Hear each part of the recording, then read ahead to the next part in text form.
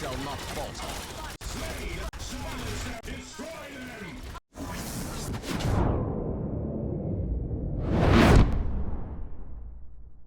Hey guys, it's Merrick, and I've got another gameplay commentary for you today. In this one, we're yet again on Planetside 2, on TR, this time with the TMG 50. This is a continuation of the last one, so our loadout is exactly the same. Compensator, forward grip, and high velocity on the TMG 50, adrenaline suit for the ability slot, and then assimilate and survivalist for the implants. This is a continuation of our last TMG session, where we wound up ending with 50 kills in 20 minutes. Jumping straight into it, after we missed a lot of shots trying to hold B point, we pushed back out of spawn because A was getting taken, we wrapped around the bottom, and managed to pick up one person who was trying to flip the point. From there, we didn't see anybody else for a little while, so I decided to jump down and try to go push back towards B because that's where all the fighting was. While Shift Wing, I pass through the SCU, and my minimap becomes immediately infested with a bunch of purple dots before I get tossed away with a orbital. So, seeing all these people here, I know I can't exactly just Shift W in, so I try to take a longer range setup and just try to abuse the fact that I can do tight burst patterns and try to thread tight shots to get kills in the longer range where people are not going to be as accurate. Because of where I'm exactly at right now, this involves a lot of shooting at toes. But you gotta do what you gotta do, and I try to hold the position, clearing people out on the sides as I see a max coming down. I'd rather not be the one to shoot at the max and get his attention, but somebody's gonna shoot at this max if it's ever going to die, so I toss a rocket, I whiff, and then I try to go back into using my TMG because another one of our maxes rolls up. I use that max pushing up and taking my line of sight as an opportunity to back off and reload, and then I immediately decide to move over to the side and try to pick up some people on an off angle. There's somebody else using this angle, so I kind of just float around and look at different places that could threaten me, because if I try to peek with this man, either I'm going to peek too far out from cover to where I'm not going to be able to make any benefit from it, or I'm just going to be shooting him in the back of the head. By floating around a little bit, I kind of am ready in case he dies to follow up, get a trade, but I'm also looking at angles that could threaten us so that there are people that might be flanking that we're able to catch out just like this. So I found a very nice position where I'm able to pick off targets down this alleyway. They're generally not expecting the peek, and it's mostly free and uncontested, but I know that with how they're stacking up on the minimap that they're eventually going to be pushing out through that skinny door. If you couldn't tell by the fact of how they're stacking up, you could also make an educated guess by the fact that the SCU is now vulnerable. So every time I take a few shots here, I then flick back around to take a look at this doorway, make sure there's not anybody pushing out of it that I can't clean up, and to keep an eye on that farther doorway towards the drop-down point that isn't here for this point, but is in other biolabs. So I'm pretty much rotating between a few different points that I can try to cover, and keeping an eye on the minimap to see if there's any reason for me to peek them. Not everybody's going to show up on the minimap, some people might not shoot, and some might have sensor shield, so you gotta make sure you check intermittently, irregardless of what you see, but if you see something on the minimap, that's obviously a good reason to go check an angle. I'm able to pick off a few more guys running across, and some that I got kind of confused about their position in the smoke before I have to re-engage a target back in that back doorway and get taken out finally.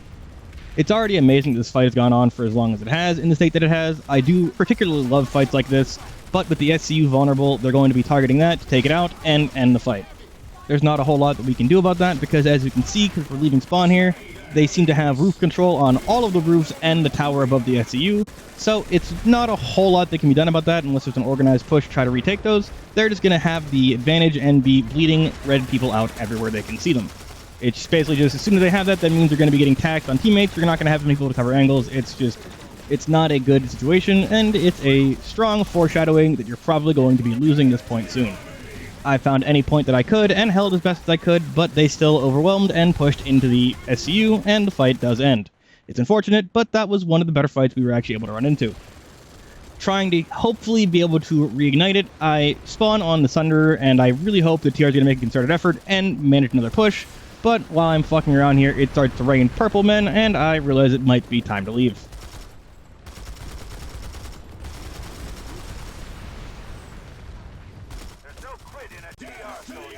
It starts off as a light drizzle, and you know, the weatherman said it was going to be good weather today, so maybe it's just going to go away, but slowly more and more of them start dropping, and then eventually a max falls down. I am able to actually pick up the max because it took enough damage as it fell, but as I lurk here trying to maximize how much I can tax them, I realize that it's probably time to leave, so I start taking a little too much fire, and I just fuck off.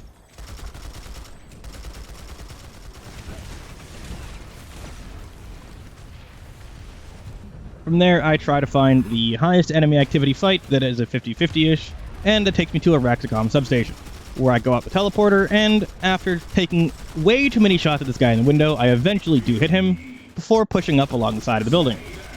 I'm sorry, did I say pushing up alongside the building? I meant getting murdered by a laggy infiltrator before he leaves stealth. Knowing I'll never be able to reach that level of skill, I decide that maybe I should just take my ball and go home, and we go to a different fight. That takes us to a Raxacom network hub. Seems like there is a blue point hold, so I push to Skinny and see if I can't see anybody there. Nobody's watching the Skinny staircase, so I push up and try to flank where they're going to be pushing from. I see that there's a router, and in my absolute greed, I decide instead of shooting the router, I'm just going to sit here and farm people as long as I can. I get as many kills as I'm comfortable with. When I drop down to below 10 bullets, I know I can't kill 2 people, so I decide to back out and reload. Once that is done though, I push immediately back in, focus the infantry, leave the router up, and I'm trying to just make sure I can farm infantry as hard as I can. Until they pull an infiltrator trick and murder me before they ever render on my screen. Because Planetside. I run it back, hoping to catch a few of those people that I still see spawning in there before the fight ends, and no sooner do I get back to the point than I immediately get air to grounded, so we go somewhere else. It takes me to NC Arsenal, which looks like another really good fight. I drop in, and it seems like there's actually nobody here, so I push up trying to catch these guys in the balcony that I see, only to find there's another router and another stealth infil that immediately one-taps me. Figuring that I can't be unlucky everywhere, right, I decide to head over to Sungri Power Hub, where I show up just in time for a push to be dispersing because of a seriously overkill amount of air that is being brought to stop any gameplay that could possibly be happening at this point. I take a moment to admire how much air there is, even though it's ruining the gameplay, and then I'm able to pick up one extra person before I redeploy somewhere else.